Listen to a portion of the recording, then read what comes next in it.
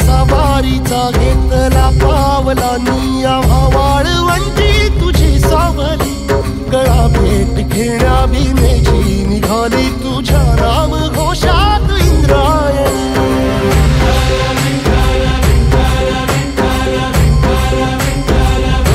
भिडे आसमंती ध्वजा वैष्णवांची उभी पंढरी आज नानावली तुझे नाव ओठी तुझे रूप ध्यानी जीवाला तुझी आस गा लागली